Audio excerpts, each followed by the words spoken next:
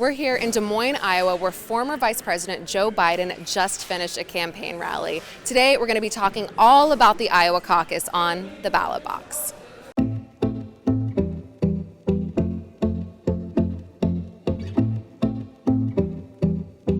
So what's a caucus anyway? It's essentially a meeting in more than 1,600 different locations across the state. Friends and neighbors come together to physically stand in a corner and back their preferred candidate and to try to get others to join them. If a candidate doesn't reach 15%, those people have two choices.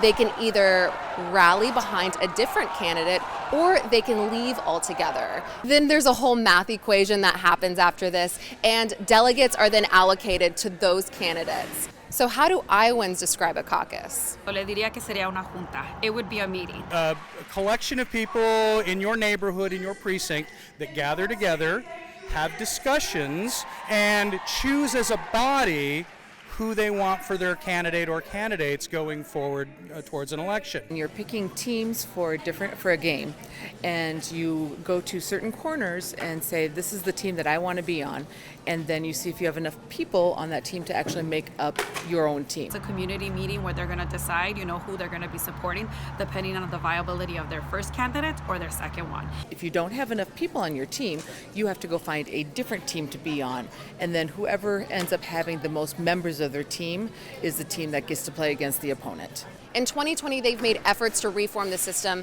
for places like senior centers or for out-of-state Iowans with satellite locations. And then there's the issue of diversity. The Hawkeye state is 90% white and doesn't represent the overall demographics of the American electorate.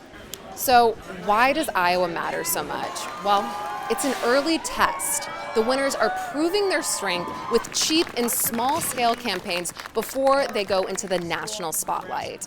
It's also about momentum. A frontrunner candidate might fizzle out, and a dark horse might have a good showing. Keeping this rural state first gives candidates the opportunity to campaign small scale, speaking in places with only a few dozen people, like coffee shops or gymnasiums just like these. The candidates have the opportunity to show this state with a population of only 3 million their vision for America up close and personal. It's still a tight race among Democrats, so don't be surprised if you see a 3 or even 4-way tie, because really, anything can happen in Iowa. Until next time, I'm Morgan Stevens, and this is The Ballot Box.